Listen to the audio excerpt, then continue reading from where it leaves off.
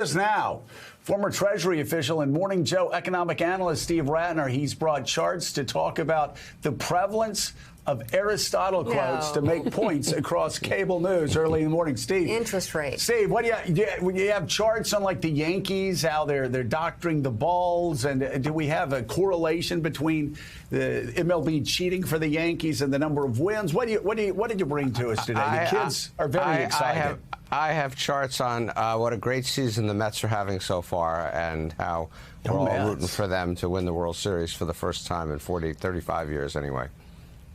I love it. Well, why don't you talk about your charts? I suspect they're on inflation, which for the kids at home who wake up just to see Steve's charts before they go off to middle school, high school, let me just tell you, Steve Rattner was warning about inflation along with one or two other people long before anybody else was. Well, Steve, the inflation's hit. Let's go through the charts, and I'd love to hear your input on what you thought Fed Chairman Powell's comments meant for the economy. Sure, Joe. So let me show you some charts that'll basically put in graphic terms what you heard from your correspondent and from Jared just a few minutes ago. So what you can see here on the left side is how much rates have gone up, how much people's expectations, of rates have gone up in just a short period of time. If you go back a year, people expected rates to stay near zero. Economists expected rates to stay near zero. But then as inflation became more prevalent, projections for rates this year began to rise and rise and rise. And now the expectation is for rates to be at 3% at the end of the year, a dramatic increase, obviously, from near zero at the what was expected at the beginning of the year. You heard your correspondent talk about mortgage rates, and you can see on the right that mortgage rates were a year ago were just about 2.65%. Now they're over 5%. That's the fastest increase in mortgage rates in history.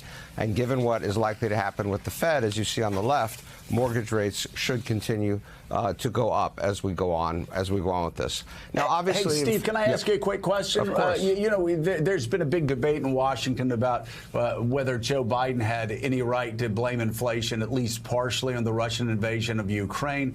You look at the chart on the left, and you actually see inflation appeared to be going down. Then Ukraine was invaded by Russia, and those prices went up. Only reason I bring this up is also yesterday the Fed chairman suggested that the invasion of Ukraine, along with China's just disastrous zero COVID policy, were two things that were pushing prices up for American consumers. What do you say? I agree with that, Joe. There's no question that the war in Ukraine, as well as what's going on in China, but war in Ukraine, probably more importantly, has had a significant effect on inflation. You can see it in oil prices. I was in California yesterday, and gasoline prices there are $6.50 a gallon. Not all of that is due to the war, but a reasonable amount of it is due to the war. The Ukraine-Russia region are major exporters of food, of wheat. All that has been interrupted, and food prices are going up dramatically. So there's no question that is part of it, that is absolutely part of it. And you can see that on the chart on the screen at the moment, that expectations for inflation this year, how much they've gone up.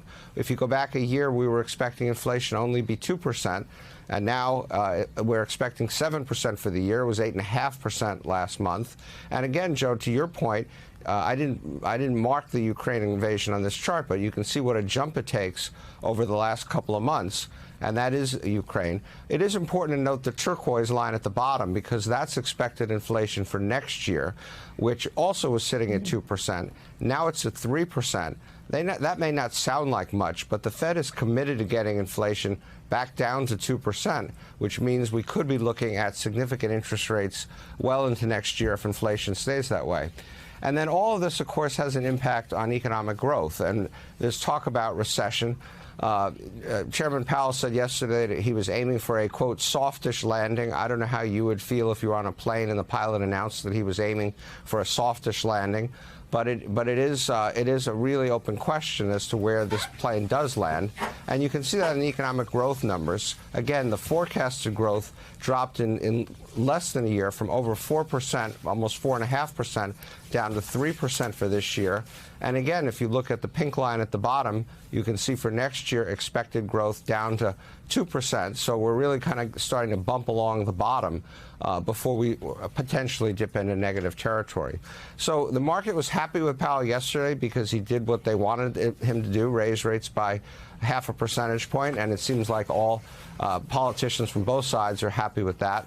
But again, it's a real question as to where this is going and how high rates will go, how high inflation will go, and what the impact of that will be on the economy, especially as we go into the midterms next year. Joe.